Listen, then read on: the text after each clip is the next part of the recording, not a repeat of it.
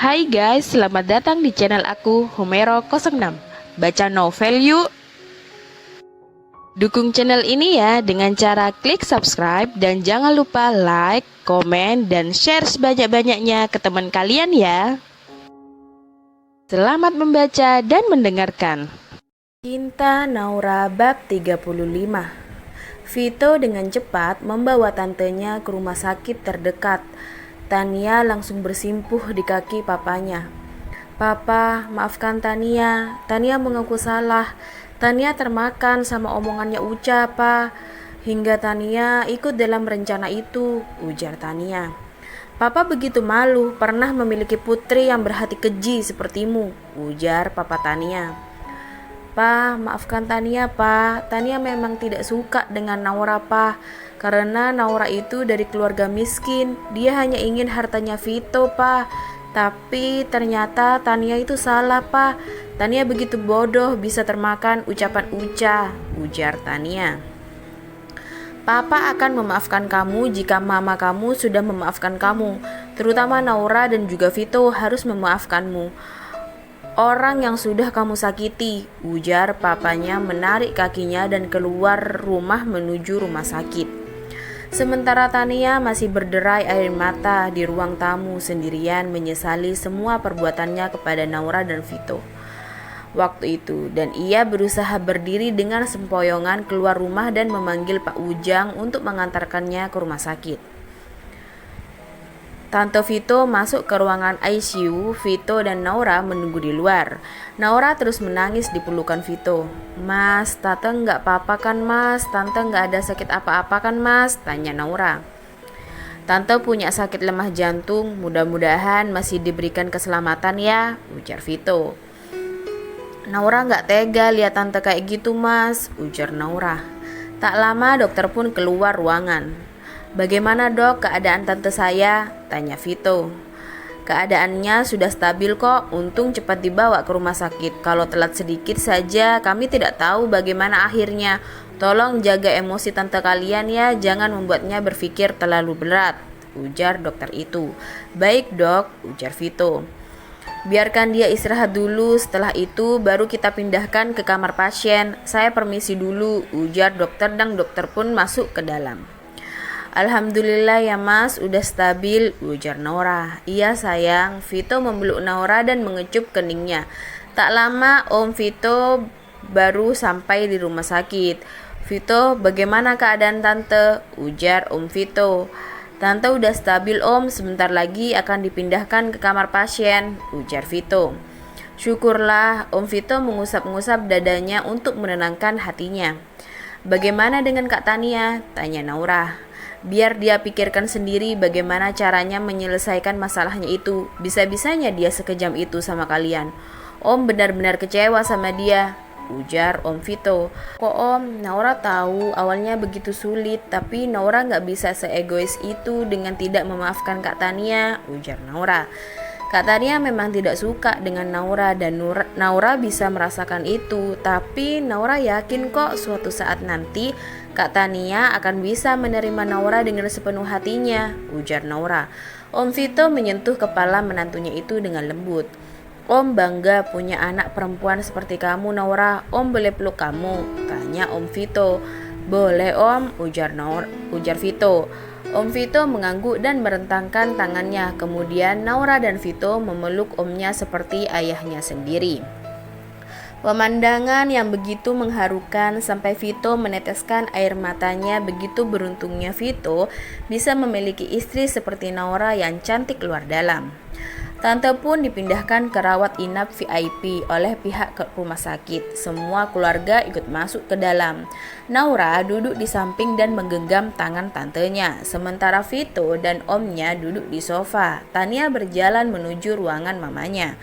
"Tok tok tok, Mama." Tania langsung berlari ke ranjang mamanya sembari terus menangis. "Mama, bangun Mama, maafin Tania," ujar Tania.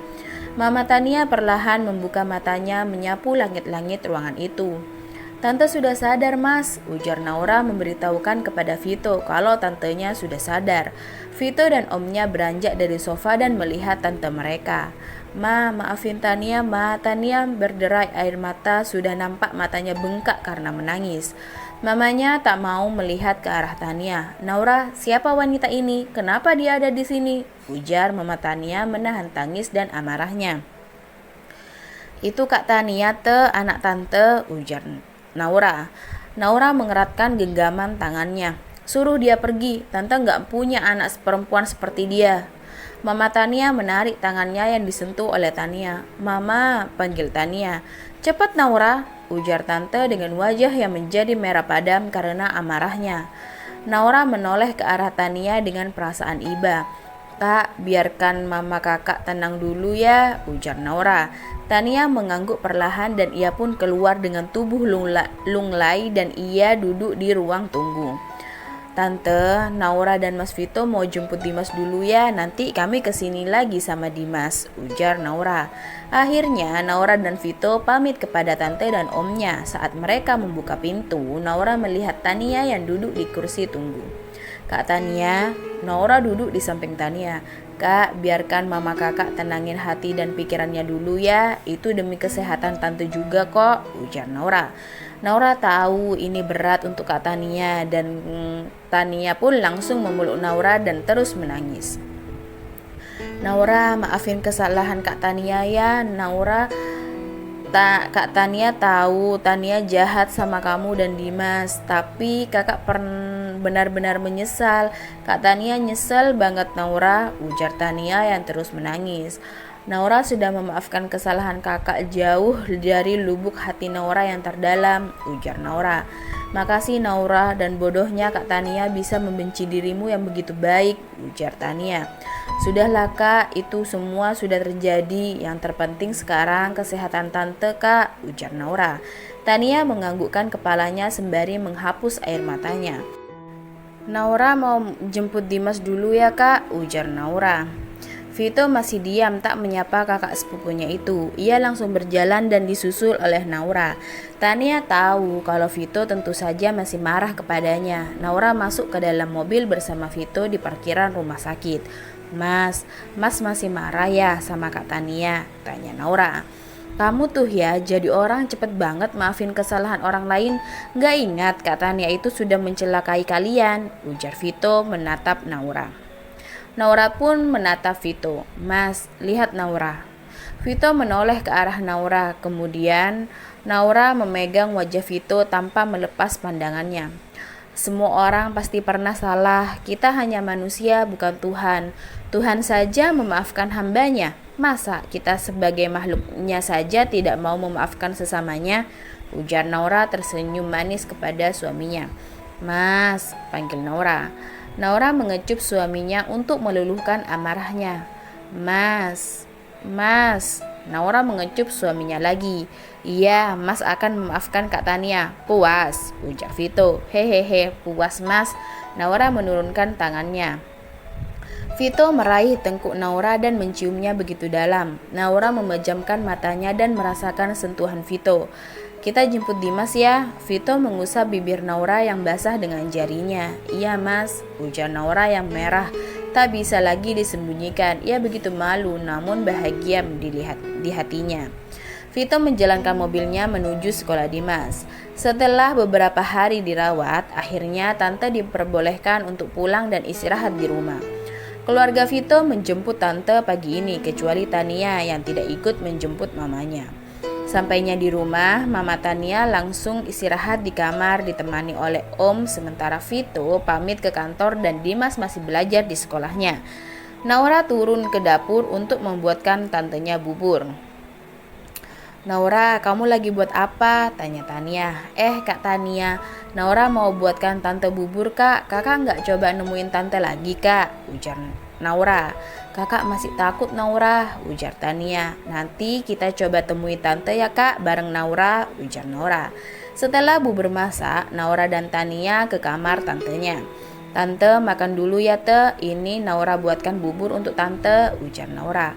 "Kenapa kamu ajak wanita itu lagi Naura?" ujar Tante Vito memalingkan wajahnya tak ingin melihat Tania. Tania ma, ujar Tania ingin mengatakan sesuatu kepada mamanya. "Sudah cukup, aku gak mau bicara sama kamu, pergi kamu," ujar Tante Vito. Naura memegang tangan tantenya. "Tante, tolong maafkan Kak Tania Tante. Kak Tania sudah menyesali perbuatannya dan juga Naura sudah memaafkan kesalahan Kak Tania kok," ujar Naura. Tante Vito melihat ke arah Naura dan meneteskan air matanya. "Tante, bagaimanapun juga Kak Tania itu kan kakak ipar Naura dan juga anak Tante.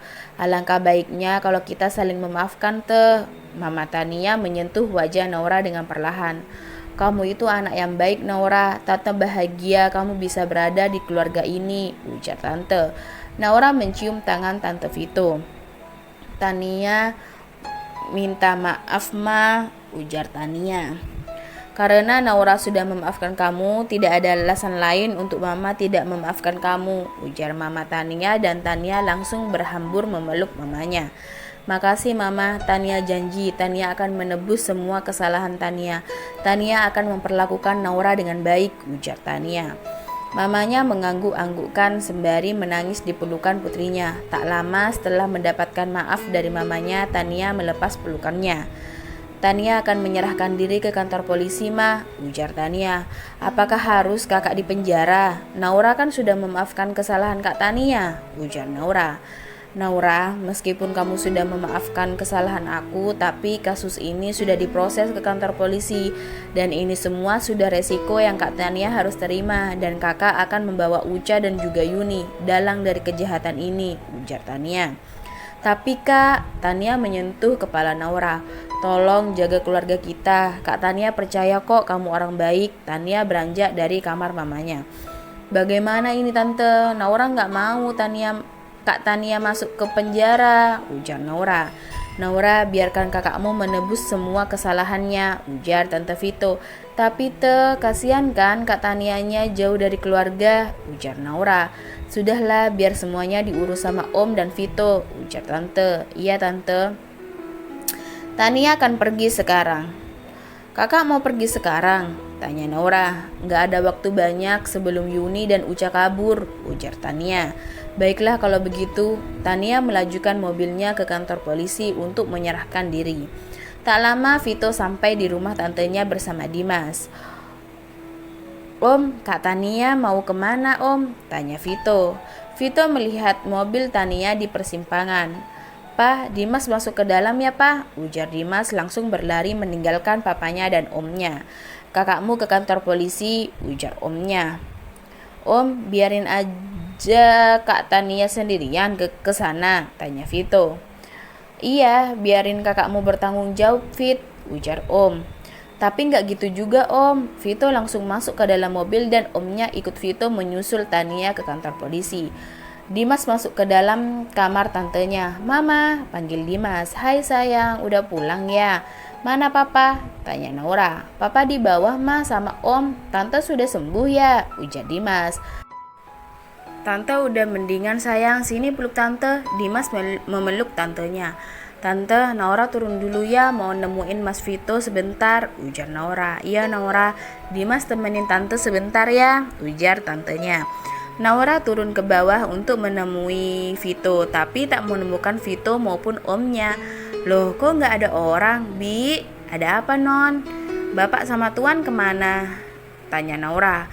"Tadi kelihatannya buru-buru pergi Non, sepertinya mereka menyusul Non Tania," ujar Bibi. "Oh ya udah kalau gitu." Naura pun mengambilkan makanan untuk Dimas dan buah untuk tantenya. "Vito kemana?" tanya tantenya. "Mas Vito sama Om menyusul Kak Tania Te." "Dimas ganti baju dulu ya sayang, terus makan siang," ujar Naura. Dimas mengganti pakaiannya kemudian makan siang bersama tante di kamar tantenya. Di kantor polisi, Tania memberikan keterangan yang detail kepada polisi. Tak membutuhkan waktu lama, Tania sudah mengganti pakaiannya dengan pakaian tahanan. Vito dan omnya baru sampai di kantor polisi. Mereka pun berlari ke dalam. "Siang Pak, ada apa?" tanya pihak kepolisian. Belum selesai Vito berbicara, Tania sudah keluar bersama Polwan dengan seragam tahanan. Vito langsung memeluk kakaknya tak kuasa dan Tania pun menangis di pelukan adik sepupunya itu. "Kak, kenapa harus seperti ini, Kak?" tanya Vito. "Biar kakak menebus semua kesalahan kakak kepada istri dan adikmu," ujar Tania. "Tapi Kak, sudahlah, cukup jaga om dan tante serta keluargamu." Papa Tania mengusap kepala Tania dan menahan tangisannya. "Papa yakin kamu kuat, sayang." Polwan pun membawa Tania untuk masuk ke dalam sel tahanan. Kemudian Vito dan omnya pulang ke rumah setelah menemui Tania di penjara. Bersambung.